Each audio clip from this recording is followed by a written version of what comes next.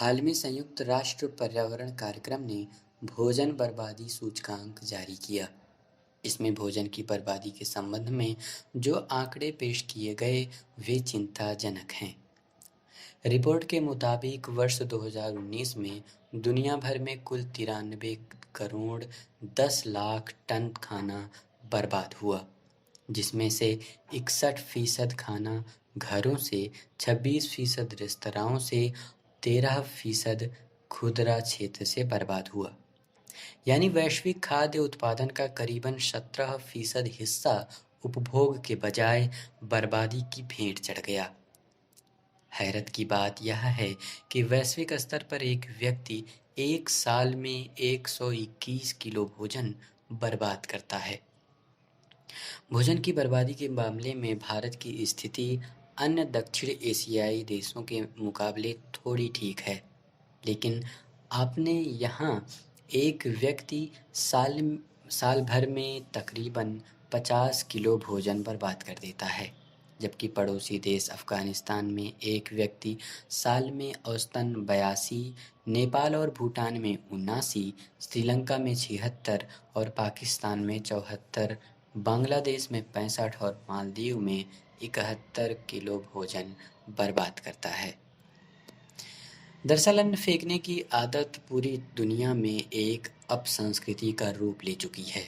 विकसित, विकासशील और अविकसित सभी देशों में भोजन की बर्बादी एक गंभीर समस्या और बुराई का रूप धारण करती जा रही है।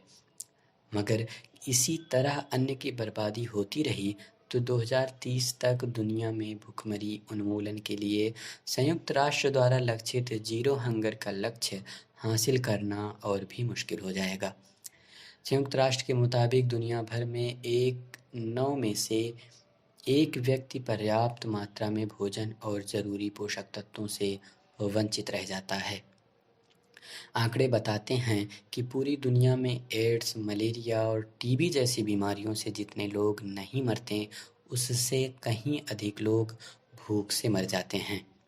संयुक्त राष्ट्र विकास कार्यक्रम यूएनडीपी की एक रिपोर्ट के मुताबिक दुनिया भर में अभी गरीबों की संख्या करीब 130 करोड़ है।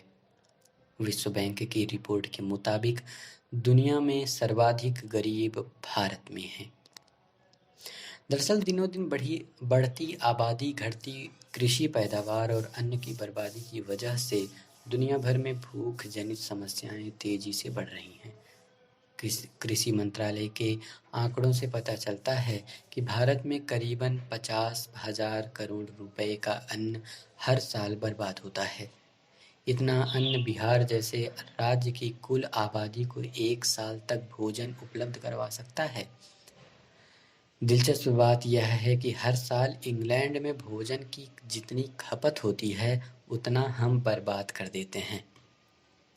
अन्न की बर्बादी से जुड़े ये आंकड़े भयावह तस्वीर पेश करते हैं। बेशक भारत दुनिया में दूसरा सबसे बड़ा अनाज उत्पादक देश है, लेकिन वैश्विक भूख सूचकांक 2020 में दुनिया के सबसे ज़्यादा भूख पीड़ित देशों में सूची में हम 94वें स्थान पर हैं, जबकि 2019 में 102वें स्थान पर थे। देश में भोजन की बर्बादी रोकने के संबंध में कोई कानून नहीं है और न ही इसे रोकने को लेकर नागरिकों में पर्याप्त सजगता का भाव है। इसीलिए यह सवाल उठता है कि क्या भोजन की बर्बादी पर अंकुश लगाए बिना और कुपोषण व भूखमरी जैसी समस्याओं से निपटे बिना भारत विकसित व ताकतवर देशों की श्रेणी में शामिल हो पाएगा? दरअसल भोजन बर्बाद करने की प्रवृत्ति सामाजिक अपसंस्कृति का रूप ले चुकी है। शादियों, उत्सवों और आदि जैसे मौक़ों पर आवश्यकता से अधिक भोजन थाली में ले लेना और उसे आधा अधूरा खाकर छोड़ना फैशन बन चुका है। भोजन की बर्बादी सामाजिक और नैतिक अपराध हैं, लेकिन ऐसा करते वक्त हम उसके पर्यावरणीय, सामाजिक और आर्थिक प्रभावों के बारे में जरा नहीं सोचते। जो खाना हम बड़ी आसानी से थाली में छोड़ देते हैं या कूड़ेदान में फेंक देते हैं, उससे केवल अनाज की ही बर्बादी नहीं होती, अपितु उसे तैयार करने में खर्च हुआ ऊर्जा, कार्बन, जल और पोषक तत्वों की भी बर्बादी होती है। अनाज उपजाने के लिए बड़ी मात्रा में पानी की आवश्यकता होती है। सूखाग्रस्त इलाकों में जहाँ वर्षा जल दुर्लभ होता है, वहाँ खेती के लिए विभिन्न जल स्रोतों से पानी जुटाया जाता है। ऐसे में अन्न की बर्बादी रोक कर हम भूमि और जल स्रोतों पर पड़ रहे अनावश्यक दबाव को कम कर सकते हैं। अन्न की बर्बादी से पर्यावरणीय दुष्प्रभाव भी सामने आने लगे हैं। एक शोध के मुताबिक खाने की बर्बादी की वजह से ग्रीन हाउस गैसों में 8 से 10% तक का इजाफा होता है। ग्रीन हाउस गैसों में उत्सर्जन से जहां वैश्विक तापमान बढ़ रहा है, वहीं इससे अनाज उत्पादन पर भी प्रभावित हो रहा है। इसी से जल स्रोत भी दूषित होते हैं और वे पुनः पेयजल के माध्यम से स्वास्थ्य संबंधी परेशानियों को जन्म देते हैं। भोजन की बर्बादी रोकने की दिशा में दुनिया के कई हिस्सों में सरकारी नीतियां और जागरूकता के जरिए अनुकरणीय पहल की जा रही है। दुनिया के कई देशों ने 2030 तक भोजन की बर्बादी को आधा करने का लक्ष्य निर्धारित किया है। इस मुहिम में सबसे पहले ऑस्ट्रेलिया आगे आया। ऑस्ट्रेलिया में भोजन की बर्बादी से वहां की अर्थव्यवस्था को हर साल $2 करोड़ की चपत लगती है। ऑस्ट्रेलिया सरकार ने भोजन की बर्बादी रोकने वाली संस्थाओं को प्रोत्साहन देने के लिए अच्छा खासा निवेश किया है, ताकि अन्न की बर्बादी कम से कम हो। इसी तरह नॉर्वे में जहां हर साल 3.5 लाख टन भोजन कूड़ेदान में फेंक दिया जाता है, ऑस्ट्रेलिया की राह पर चलते हुए उसने भी 2030 तक भोजन की बर्बादी को आधा घटाने का निर्णय लिया है। चीन ने भोजन की बर्बादी पर अंकुश लगाने के लिए ऑपरेशन एंटी प्लेट की नीति लागू की। मालूम हो कि चीन में एक व्यक्ति एक साल में औसतन 64 किलो भोजन बर्बाद कर देता है। लेकिन इस नीति के तहत थाली में खाना छोड़ने वाले लोगों और रेस्तरां पर जुर्माना लगाया जा रहा है। वर्ष 2016 में फ्रांस दुनिया का पहला देश बना जिसने सुपरमार्केट को बिना बिके भोजन को बाहर फेंकने को प्रतिबंधित कर दिया था। फ्रांस और इटली जैसे देशों में बिना बिके भोजन को दान करने पर जोर दिया जाता है।